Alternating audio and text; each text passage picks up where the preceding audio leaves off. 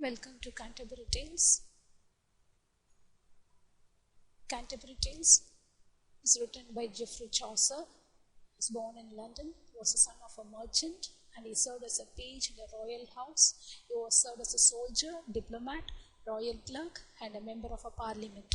He wrote in a vernacular, common language of the people. And Chaucer was considered to be the father of English poetry.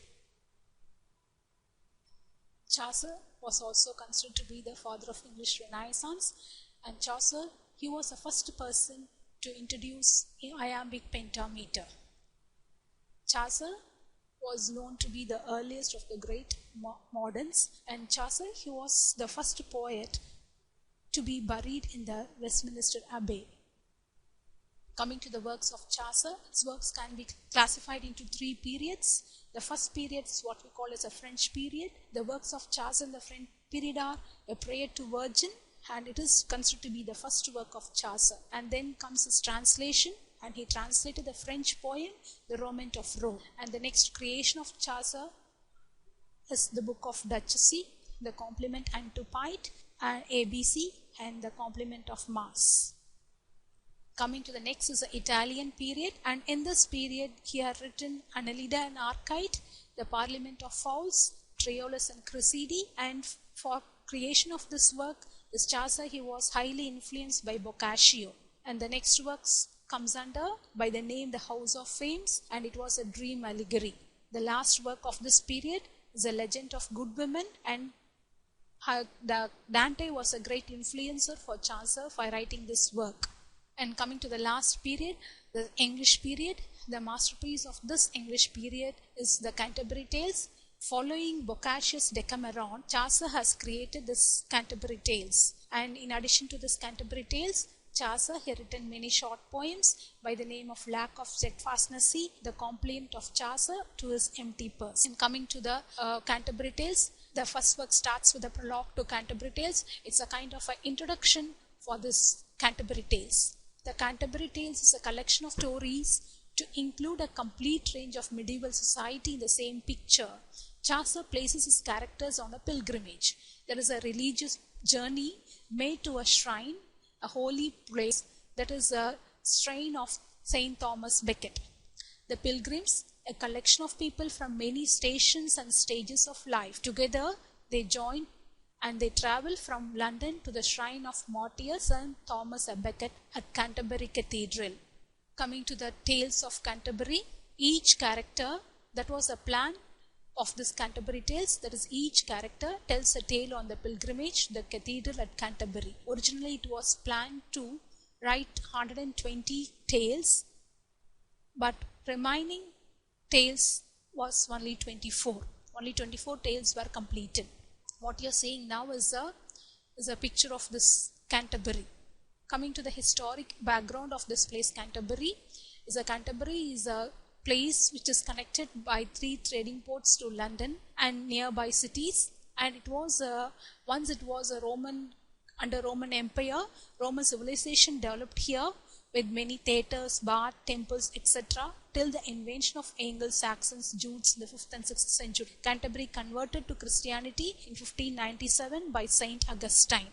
The last Canterbury was surrounded and destroyed. The Battle of Hastings, and William the Conqueror, he destroyed the cathedral, and it was destroyed by fire in 1067. A short history about Thomas Becket.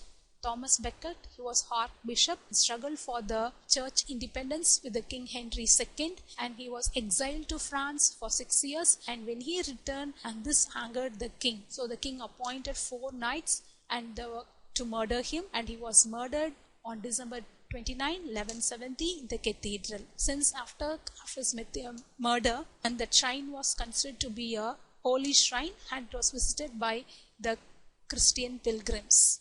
The 29 pilgrims was on the way to the shrine of Thomas Becket in Canterbury, and it forms the prologue to the Canterbury Tales. The journey was started the month of April, and before the journey was started, all the pilgrims they gathered in a tabard in Southwark, just outside the London.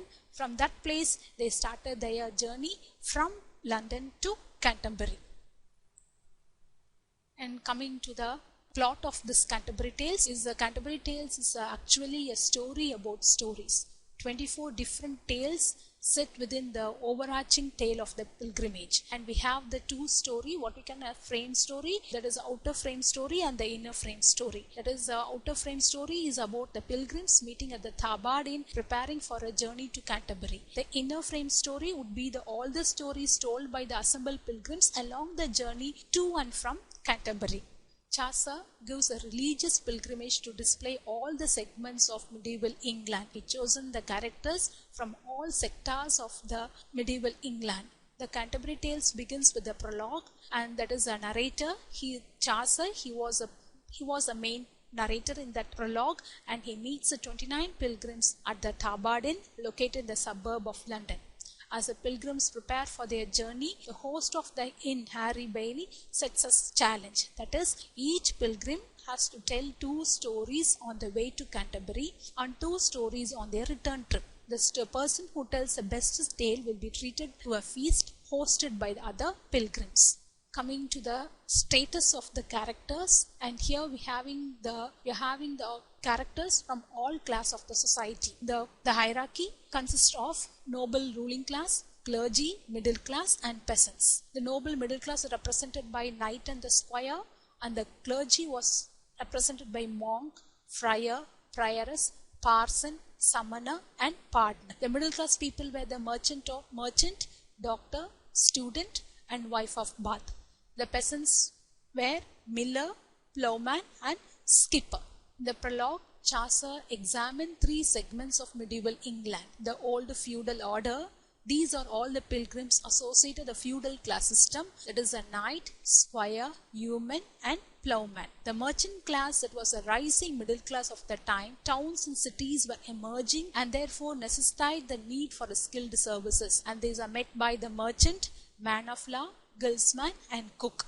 The last is a church class, what we call ecclesiastical class, and they were all the members of the church. CHAUCER is the most critical of this segment of society. The prioress, monk, friar, pardoner, summoner is all the characters representing this ecclesiastical class. In the prologue, CHAUCER sketches a brief but vivid portrait of each pilgrim, creating a lively sense of medieval life. Description may be literally describe an article of clothing, but figuratively implies something about that character. By giving a physical description of the particular character, it talks about all the characteristic features of the characters. Our job is to read and comprehend the literal description of each pilgrim, and to figuratively interpret what CHAUCER is trying to imply about pilgrim's character. CHAUCER uses a popular journals of this time when he creates the inner stories of various pilgrims. The romances, fabliaux, the stories of saints' lives and sermons, and allegory. The romances was the story of chivalry, and it was a story told by the wife of Bath. This comes under the name Wife of Bath's Tale. Next is fabliaux. It is a short, humorous story, and the miller's tale come under this category. The next is the stories of saints' life and sermons. The parson's tale fall under this group. The next is allegory. The allegory was represented by the pardoner's tale.